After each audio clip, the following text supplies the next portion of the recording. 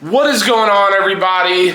It's your boy John, and welcome back to Gearbox. So today we are talking about the Mark 5 Supra, my love, my passion, my baby. We are going to talk about some not necessarily hidden features of the Supra because they're all there in plain sight, or at least most of them are, but maybe some features that are overlooked or not necessarily initially realized when talking about or dealing with the Mark 5 Supra.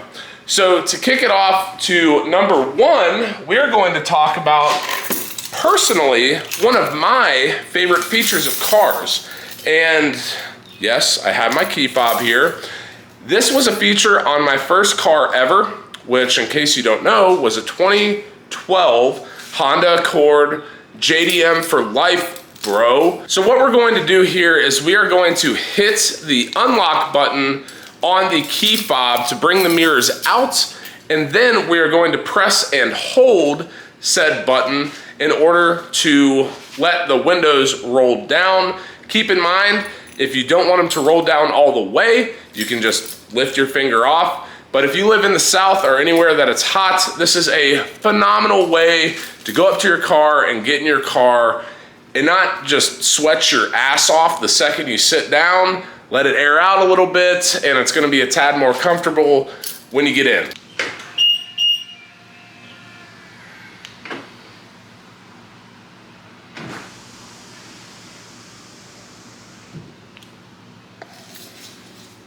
Nice. For number two, and for the rest of these, we are going to be on the interior of the Supra.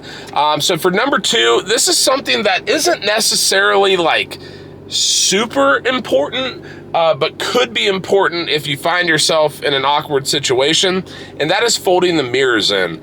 Obviously, the car automatically folds mirrors in when you lock the car, which is nice in my opinion. I think it looks good with the mirrors folded in. It's just nice and sleek. But if you go over here, obviously you have window controls, you have mirror controls, and this button right here, which could be overlooked or maybe even thought to be something to do with selecting the mirror based on which mirror you're adjusting. This is going to be the button to fold them in. Obviously, if you're in a tight parking spot or something and your mirrors might be in the way, there it is. I'd be shocked if you find yourself in a position like that, given the just size of this car in general. It's pretty damn small, but regardless, it is important to know and could come in handy at some point in the near future. So that is number two. Number three on this list, we are going over actually to the turn signal stalk here. So hopefully, actually, let me fold this in just to make sure I'm capturing this. Yeah, so right here is obviously the turn signal, up for right, down for left. Hopefully we all know how to make a turn signal work. But what you might notice is there are two buttons right here. What we're focusing on, and what I would hope the camera will focus on, is that BC right there. Now, do I know what BC stands for? Absolutely not. But what I do know is if you look right here at the trip and the odometer, if we click that BC button, we actually get access to more parameters on the car than just the overall trip and the total miles on the car. So right here, we have miles to empty. Right here, we have miles per gallon, which as we all know, isn't super duper important in a sports car, but you know, interesting nonetheless. Go over here, and I believe this is miles per hour, or like average miles per hour, and then average miles per gallon on the tank of gas, which is also interesting to look at just based on the driving style that you're doing. And then same thing right here. So this is miles per gallon based on throttle input or speed. Obviously we're sitting right now, so it's at 0. And then this is lifetime miles per gallon. If you can see, there's a little infinity sign there on the gas tank. I typically just keep it on the trip and odometer. I just think it's I don't know, it's kind of like a nostalgic thing. But sometimes I do flip through these just for shits and giggles because why not? You're driving a fun car, might as well have fun with all of it. Maybe it's helpful, maybe it's not, but it is there at your disposal. So that is going to be that. Point number 4 is going to be something that we've talked about at least a handful of times on this channel, and that is changing music in this car. And you're probably sitting there like, John, would you please shut up about changing music? You got a Supra, you have all this shit, why are you bitching? And you're probably right. However, there is something that I haven't told y'all, and that is a pretty important thing to know, in my opinion, when it comes to music, or really just navigating this car in general. And for you BMW people, this might not be news to you necessarily, but anyone from outside platforms coming into a Supra / BMW, this is going to be helpful.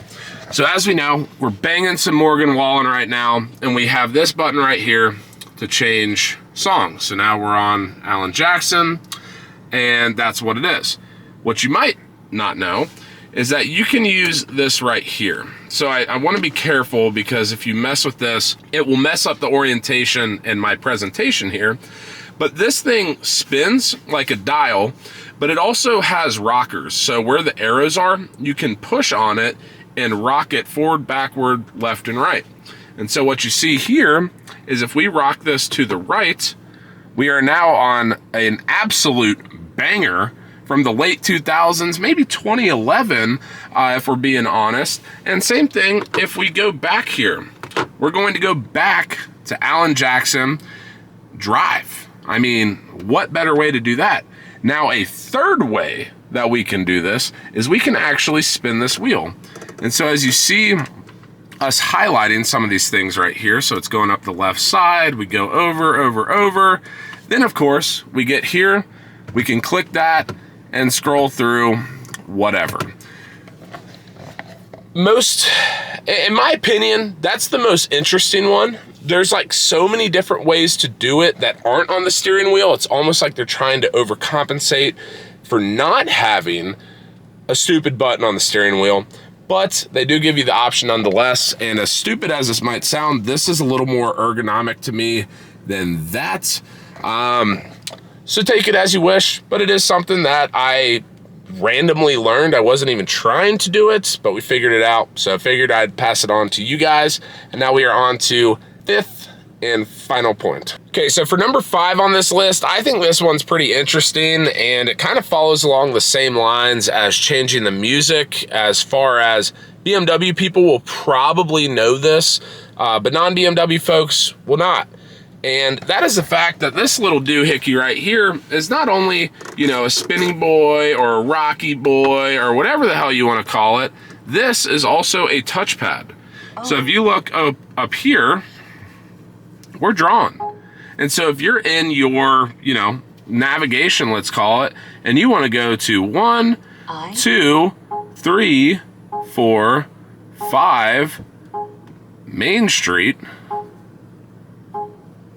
you can do that. And it's pretty cool. Like, I typically don't use the built-in BMW navigation, but I do appreciate it. I try to use it as much as possible, because it will pop up in the heads-up display and actually right here in the dash, which I feel like is pretty cool and kind of immersive. When I'm going somewhere quick, I don't typically do it, but longer drives I will. But it's nice to be able to write in what you're doing instead of doing this number where you go through all of the, let's see, all of the freaking characters like you're working a damn rotary phone, like we're back in the olden days. So anyway, that's number 5. I think it's pretty interesting. Hopefully that might help one or two of y'all out. But wanted to point it out anyway for our 5th and final point. All right, y'all, so that is going to do it for another episode of Gearbox. If you like this video, please give it a big fat thumbs up. And as always, guys, if there are any other hidden features or little quirks of the Mark V Supra, please drop them in the comment section down below. I personally find all of these videos very, very interesting, and therefore I watch Doug DeMuro like on repeat all the time. It's just, It's interesting putting yourselves in the mind of the engineers and developers of these cars to put those little quirks and features, so to speak, in the cars. I don't know, maybe I'm stupid. I know I'm stupid, but maybe it's stupid of me to like, but nonetheless, here we are. As always, guys, hit subscribe, hit the notification bell. You know the drill. And until next time, peace.